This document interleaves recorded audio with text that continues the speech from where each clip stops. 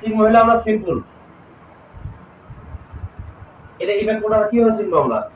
একটা হলো তোমার সাবজেক্ট থাকবে, একটা সাবজেক্ট করে থাকবো, সাত লাগবে একটি। আচ্ছা, আর ভার্ব থাকবো করে সাবজেক্ট করে ভার্ব করে থাকবো, ভার্ব থাকবো একটি। ঠিক আছে, মানে এটা হলো তোমার একটি ভার্ব থাকবে, অর্থাৎ সকর্মক ভার্ব থাকবে। যেমন একটা উদাহরণ দেখাই,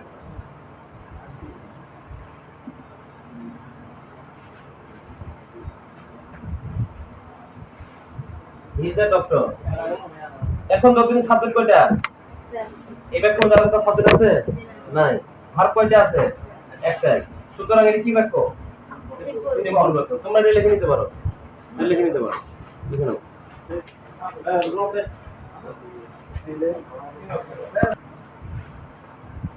কমপ্লেক্সটা আমরা কিভাবে চিনবো? কমপ্লেক্সটা হলো বা সাব থাকবে দুইটা,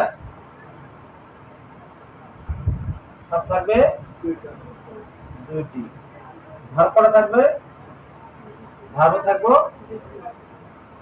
দুইটা। ওকে, কিন্তু আরো কথা আছে, বাক্যে as,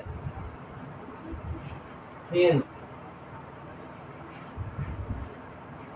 because, when, very complex তো দাও। তারপর আসবে তোমার if, unless,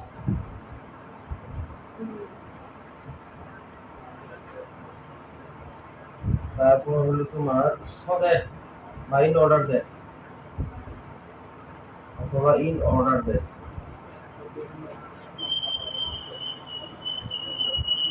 তারপরে থাকবে তোমার হলো so dot dot that, though অথবা although।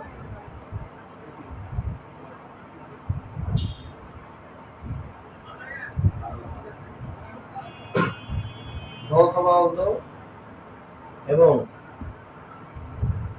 Relative pronoun.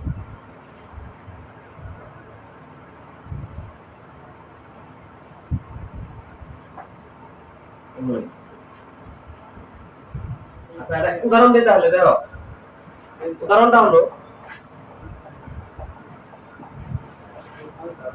যেমন ধরো এরকম করে যে I don't go to school as I was ill। আচ্ছা, একটু খেয়াল করে দেখো, সাবজেক্ট কয়টা আছে বলছিলাম? দুইটা। এর সাবজেক্ট আছে দেখো। আচ্ছা, এবার কোন সাবজেক্ট আছে? আছে। আমি যদি বলছিলাম বাক্যের মধ্যে এই দুইগুলোর মধ্যে যে কোনো একটা থাকবে, তবে এস আছে, তার মানে বাক্য এটা কি দেয়া? কমপ্লেক্স। অর্থাৎ এই শব্দগুলো তোমরা মুখস্থ করে নিবা।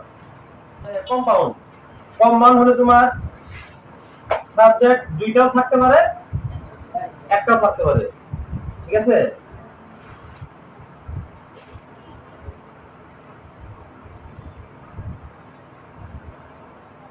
যখন একটা থাকবো তখন সাবজেক্ট একই হতে পারে, আর যখন দুইটা হবে সাবজেক্ট দুইটা ভিন্ন হতে পারে। যেমন ধরো আমি ভাব, ভাব দুইটাও থাকে বা আবার একটা থাকে, কিন্তু শর্ত হলো বাক্যে তোমার দুইয়ের মধ্যে যেটা থাকবে সেটা হলো এন বা অর, এইগুলো যুক্ত থাকবে।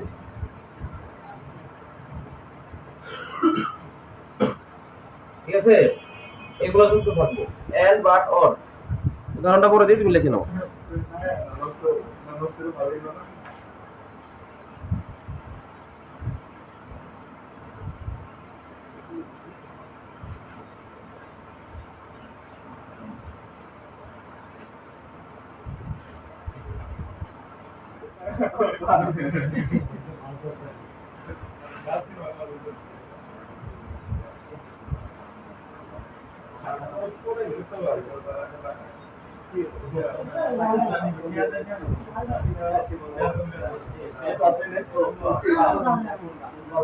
শোনো, এখন দেখো ব্যাপারটা কি হচ্ছে। হি ইজ পুর বাট অনেস্ট, এখানে যত সাবজেক্ট কয়টা? না, সাবজেক্ট একটাই আছে। সাবজেক্ট একটাই আছে, ভার্বও একটাই আছে, কিন্তু মাঝখানে কি যুক্ত আছে? বাট। আমি কিন্তু বলছিলাম যে সাবজেক্ট দুইটাও থাকতে পারে, একটাও থাকতে পারে, কিন্তু এখানে আমাদের মনে মনে সাবজেক্ট আছে হি ইজ, আবার এই হি ইজ মনে মনে এখানে আবার আছে। ওরা মনে মনে ওরে না লিখে দিয়ে একবার বাদ দিছে, বুঝছো? তুমি লিখতেও পারতে, যদি তুমি লিখতে he is cool but he is honest, তাও হয়তো কোনো সমস্যা ছিল না, ঠিক আছে? সেক্ষেত্রে এখানে যেটা করণীয় আমাদের বাট দেখা যাচ্ছে যে মাসে ব্যাপারটা কি আছে, এটা কম্পাউন্ড আছে। আবার নিচের ব্যাপারটা দাও এন্ড আছে কিনা, কিন্তু এখানে তো সাবজেক্ট কিন্তু এরা, আবার এখানে সাবজেক্ট আরেকটা, কিন্তু দুইটা দুই ধরনের, এটা হলো হি, এটা হলো আই, বুঝতে পারছো? কিন্তু এমন যদি বাক্য হতো যে এখানেও যে সাবজেক্ট এখানেও সাবজেক্ট, সেক্ষেত্রে সাবজেক্ট না দিল, যেমন যদি এরকম বলি যে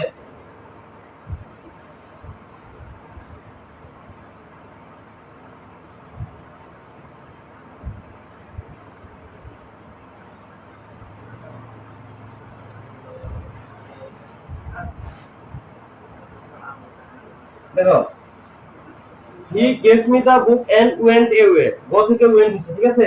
এখানে কিন্তু এন্ড আছে, আছে?